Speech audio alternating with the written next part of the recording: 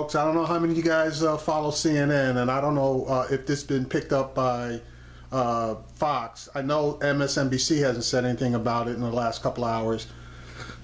Excuse me, but Donald Trump finally is telling us how he's going to make Mexico pay for that wall. Now, I'm going to play this clip, and to be honest with you, it may or may not be a viable alternative. The reason I say, well, anyway, let me play the clip, and then I'll make my commentary. That has more from Wisconsin.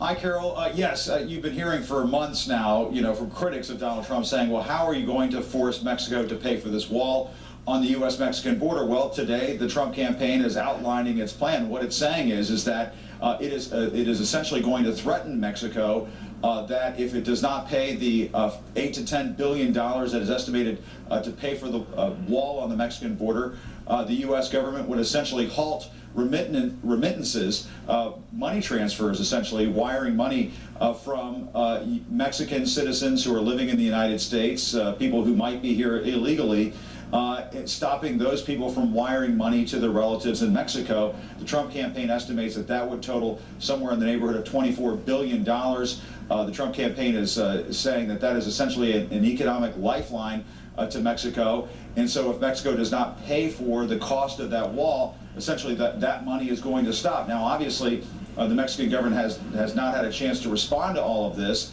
but there are other proposals in there that I assume will raise eyebrows down in Mexico City. There's another proposal in there, Carol, that says that the U.S. government would essentially crack down on visas from tourists, from business travelers, and so forth coming from Mexico into the United States if Mexico does not pay for this wall on the U.S. border. So there's a whole series of steps here laid out in this proposal. There's a memo that's up on the Trump website right now that essentially says that bad things will happen when it comes to U.S. policy towards Mexico if they don't pay for the cost of this wall. Now, Trump was asked about this at one of the stops that he made this morning, campaign stops that he made outside of Milwaukee this morning, and he is maintaining that this is 100% doable.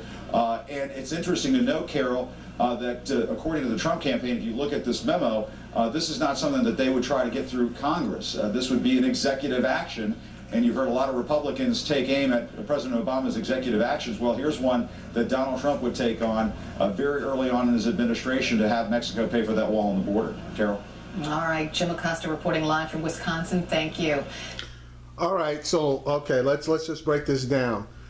That wall, and again, that wall is going to cost more than $10 million. The conservative, not ultra-conservative, but conservative estimates on the cost of that wall is somewhere around $25 billion, because what they have to do is they are going to have to acquire land from private citizens all along that Mexican border, especially in the state of Texas.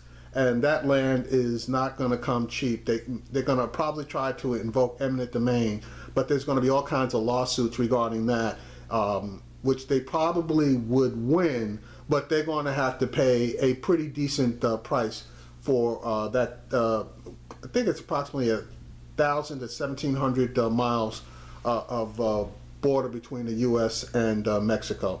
So anyway, back to his plan.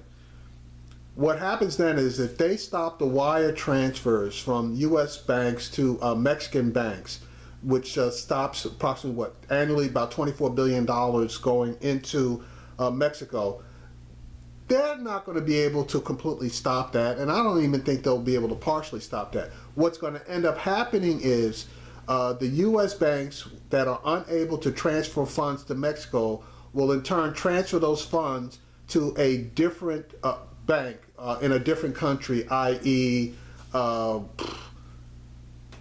European country. They could even transfer funds to Canada, and then the Canadian bank in turn would transfer the funds into Mexico. So all that's going to basically happen is it's going to drive up the cost of the person transferring the money here and the cost of the person receiving the money down in Mexico. So he can't completely stop it because he cannot absolutely control the world banking system.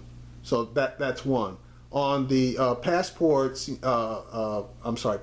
visas, and passports, clamping down on those. Yeah, what's he really going to do other than probably inconvenience some people? And just like us having to now have passports to go to Mexico and passports to go to Canada, people will just get used to it. Yeah, there'll be some inconvenience initially, but people, as I stated, will get used to it.